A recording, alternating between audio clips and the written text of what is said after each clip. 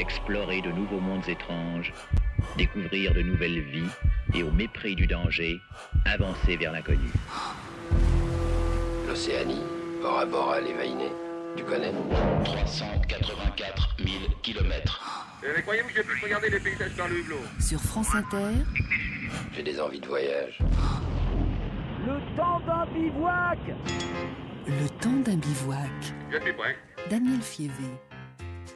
Dans cette émission, nous avons pris régulièrement des nouvelles dans notre séquence L'Aventure en direct d'explorateurs qui se trouvaient soit au pôle Nord, soit au pôle Sud.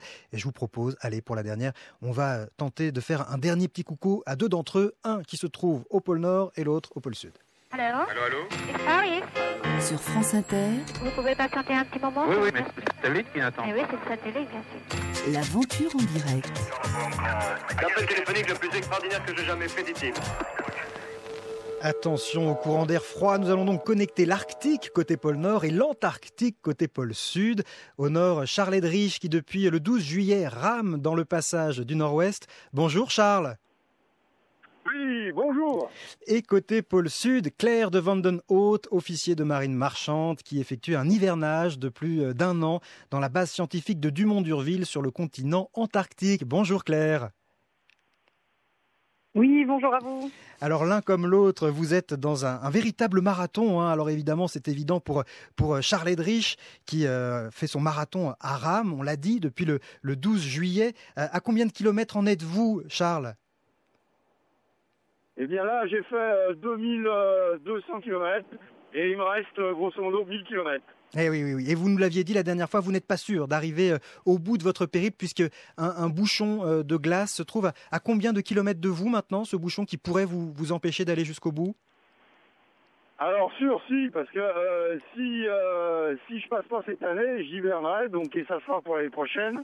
Mais là j'ai 400 km de bouchon absolument compact. Il se trouve grosso modo à 500 km, mais ça peut encore évoluer, hein. J'ai encore un peu de temps. La glace, ça peut changer très très vite. D'accord. Et pour Claire de Vandenhout, eh bien le marathon est social. Vous nous l'aviez dit, ce sont vos mots. Vous aviez dit, je suis en plein marathon social. On vous avait eu Claire au téléphone au tout début de l'été, la première semaine du temps d'un bivouac, et vous nous disiez, eh bien oui, on vit comme ça en autarcie, coupé du monde, dans cette petite base scientifique, et on ne peut pas se permettre que ça se passe mal entre nous. Donc il faut faire des concessions. C'est un peu en ça que votre marathon est un marathon social. Depuis combien de temps êtes-vous dans cette base, Claire, exactement ?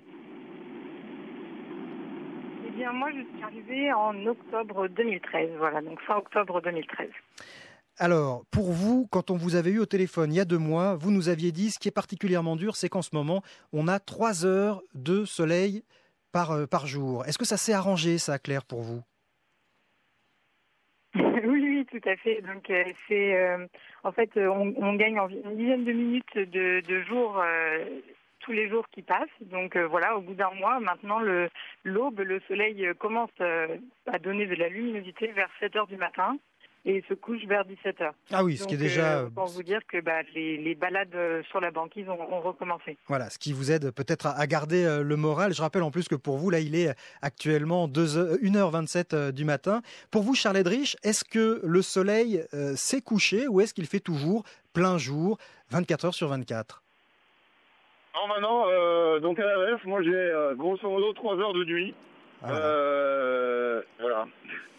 Alors, est-ce que l'endroit où vous vous trouvez, l'un et l'autre, je rappelle, il y en a un c'est l'Antarctique, l'autre l'Arctique, est-ce que ce sont des endroits propices à la méditation ? Est-ce que on réfléchit bien quand on est dans ces régions polaires ? Claire de Vandenhout.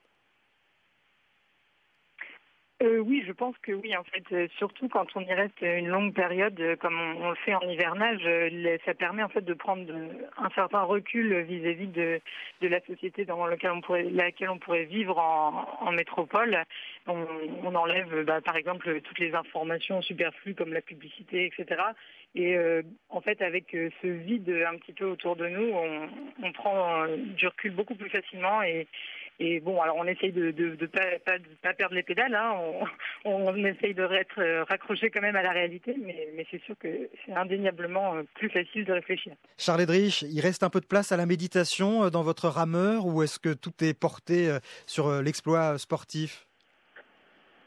Oh non, là c'est fantastique, hein. Il y a des animaux, on se croirait dans un véritable aquarium, des baleines, des belugas, des phoques, des oiseaux en tout genre. Mais après, c'est quand même action en permanence. Et que ça soit donc ramé, il faut tout optimiser, manger. Et quand j'ai un tout petit peu de temps, eh bien, il faut dormir. Donc la méditation, on repassera. C'est fantastique. Mais c'est pas vraiment, c'est quand même dans la performance. Hein, donc, alors bien sûr, mais alors l'un et l'autre, on se demande, même si ce n'est pas le même exploit que vous êtes en train de réaliser, mais quand même vous êtes en train d'aller au bout de vos forces et de quelque chose. Alors comment vous faites? Quel est votre secret pour tenir? Charles Eddrich d'abord. Ben, moi je vais dire, c'est ma passion. Hein. Là moi je suis en pleine forme, donc j'ai pas, c'est même pas une question que je me pose. Ah oui. Je dirais même que plus, mais c'est un peu toujours le cas, quelles que soient les expéditions sur lesquelles je suis. Plus j'avance dans l'expédition, la plupart du temps, plus je suis dans mon élément, plus j'ai récupéré mes automatismes. Plus j'arrive par exemple à gérer par période de 3, 4, 5 minutes par-ci par-là, et tout me semble de plus en plus naturel au fur et à mesure que les choses avancent dans le temps. Claire Vandenhout, c'est la même chose pour vous? Ça va de mieux en mieux depuis que vous êtes dans votre base scientifique à Dumont-d'Urville? Alors oui, enfin ça va de mieux en mieux. Je ne sais pas si ça a été mal à un moment, mais en tout cas, ce qui est différent avec l'hivernage, c'est que pour la plupart des gens, on le fait une fois dans sa vie, donc je n'ai pas le recul que peut avoir Charles Eddrich. Et enfin, je dirais que ce qui nous permet de tenir, ce sont nos activités sur la base, notre travail, mais aussi nos loisirs, un petit peu ce qu'on a prévu parfois de faire sur nos si longues périodes en fait. Allez, une dernière question avant de vous laisser tous les deux dans votre aventure polaire. Claire, est-ce que vous pourriez faire ce que Charles Eddrich est en train de faire en ce moment? Oula, non, je ne pense pas. Au-delà de l'effort physique, je suis pas sûre du tout de pouvoir fournir. Enfin, j'en suis sûre que je pourrais pas le fournir plus exactement.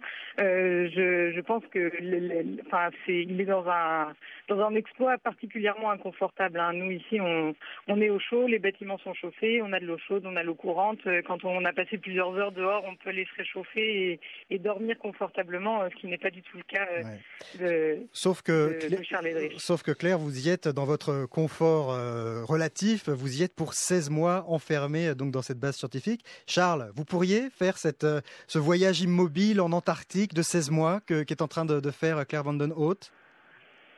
Ah oui, avec plaisir. Moi, tout m'intéresse. C'est vrai. Au départ, je suis officier de marine marchande. Et il y a des officiers de marine marchande suivant les mers sur lesquelles on se trouve. De temps en temps, il y a beaucoup d'actions. Mais surtout quand on est à la passerelle, de temps en temps, il y en a quand même beaucoup moins, par exemple dans le Pacifique. Et ça me plaisait aussi beaucoup. À partir du moment où je suis dans un contexte plein de nature, que ça soit dans le cadre d'une expé ou dans quelque chose de plus peut-être contemplatif, pour moi, c'est fabuleux. Donc. Un grand merci à tous les deux. On a été ravis de pouvoir vous suivre chacun sur votre pôle. Pour ceux qui voudraient continuer à prendre des nouvelles de vos aventures, bien Claire Vandenhout, il y a votre blog Chronique Givrée et puis Charles, votre site charlesedrich.com en lien sur la page du temps d'un bivouac sur franceinter.fr. Merci Charles Eddrich et Claire Vandenhout. Bon courage à vous et bonne continuation. Au revoir. Eh bien, au revoir, avec plaisir. Au revoir.